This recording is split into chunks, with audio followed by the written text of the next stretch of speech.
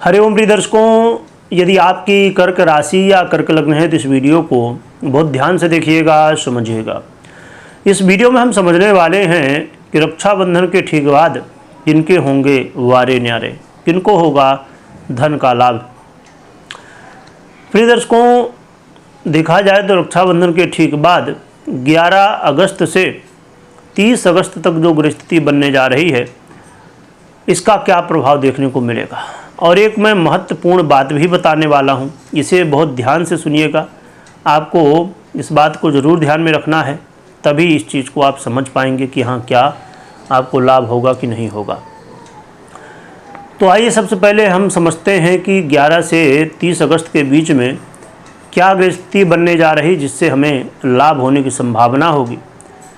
प्रिय दर्शकों, 11 अगस्त को युवराज, ग्रहों के युवराज बुध अब वक्री से मार्गी होने जा रहे हैं। अब मार्गी चाल, इनकी सीधी चाल क्या प्रभाव डालेगी, क्योंकि ये बहुत लंबे समय से ही कर्क राशि यानी कि अपने शत्रु की राशि चंद्रमा यानी कि आपकी ही राशि में गोचर कर रहे हैं, जो कि बुध और चंद्रमा की शत्रुता है। तो ये अब क्या प्रभाव देंगे क्योंकि बुध का जो गोचर काल है वर्तमान में सूर्य के साथ चल रहा है, यानी कि बुधादित्य योग भी बना हुआ, जो कि बहुत ही अच्छी बात है। और सीधी चाल भी होगी, बुधादित्य योग भी बना हुआ है, तो ये लाभदायक स्थिति है।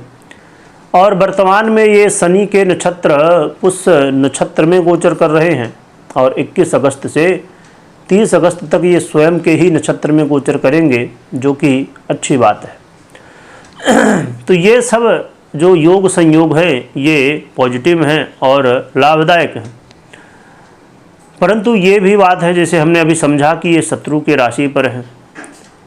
और आने वाले एक और महत्वपूर्ण बात हम जानेंगे। पहले ये समझ लेते हैं कि क्या हमें ये लाभ दे सकते हैं।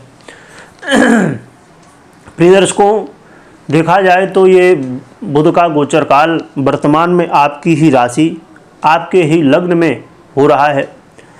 और बुध को देखा जाए तो आपके बेस यानी कि व्यय के अधिपति हैं, और आपके तृतीय भाव के भी अधिपति हैं। इस समय आपको व्यापार में लाभ की स्थितियां देखने को मिलेंगी। दाम्पत्य जीवन, मैरिज लाइफ में यदि कलह का माहौल या वाद विवाद की स्थितियां बनी थी तो वो अब दूर होंगी। पार्टनरशिप में यदि हैं तो यहाँ पर भी लाभ की स्थितियां देखने को मिल सकती हैं। कोई परीक्षा प्रतियोगिता वगैरह में भाग ले रहे हैं तो सफलता के चांस बढ़ेंगे। खेलकूद से रिलेटेड इत्यादि क्षेत्रों में लाभ होगा, परंतु व्यय की स्थितियां भी बनने वाली हैं। विदेश से जुड़े हुए मामलों में लाभ तो होगा, परंतु इसमें स्वास्थ्य का भी आपको ध्यान रखना चाहिए।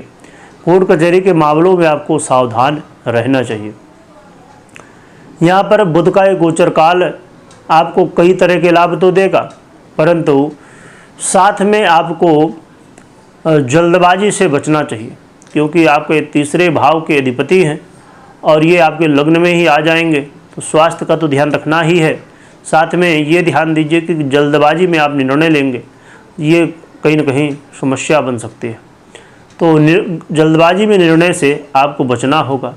खासकर ये व्यापारियों के लिए बहुत अच्छी स्थिति है, क्योंकि व्यापार के स्वयं ये अधिपति ग्रह हैं, और जब स्वयं ही अधिपति ग्रह व्यापार भाव से ही संबंध बनाए, अपनी दृष्टि डाले, तो ये अपने आप में बड़ा महत्वपूर्ण और लाभदायक स्थिति कही जा सकती है।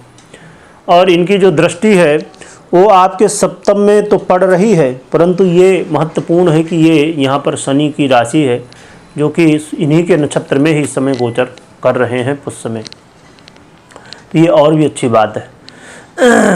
हम महत्वपूर्ण बात समझ लेते हैं। महत्वपूर्ण बात ये, उससे पहले मैं उपाय बता देता हूँ, फिर इसको समझते हैं।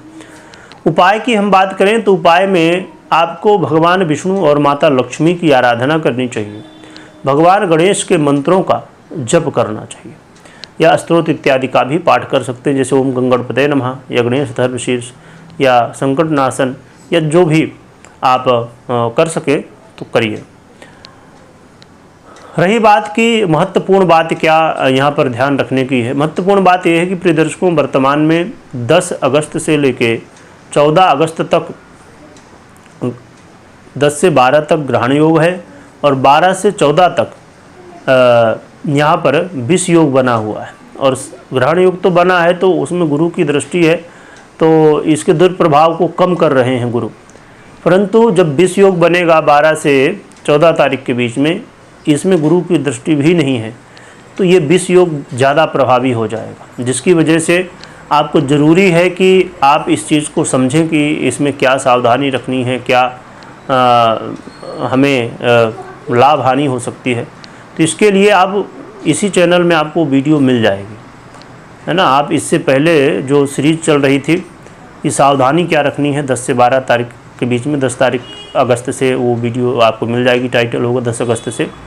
तो आप अपने राशि की वीडियो यानी करके राशि की वीडियो देख लीजिएगा यदि आपने नहीं देखा है, क्योंकि ये क्या सावधानी किन क्षेत्रों में रखना है ये समझना बेहद ज़रूरी है। तो इसे ज़रूर देखिएगा। और कभी कोई निर्णय लेना है तो गोचर के आधार पे नहीं, पर्सनल कुंडली विश्लेषण के बाद ही निर्णय लीजिए। वीडियो देखने के लिए बहुत बहुत धन्यवाद।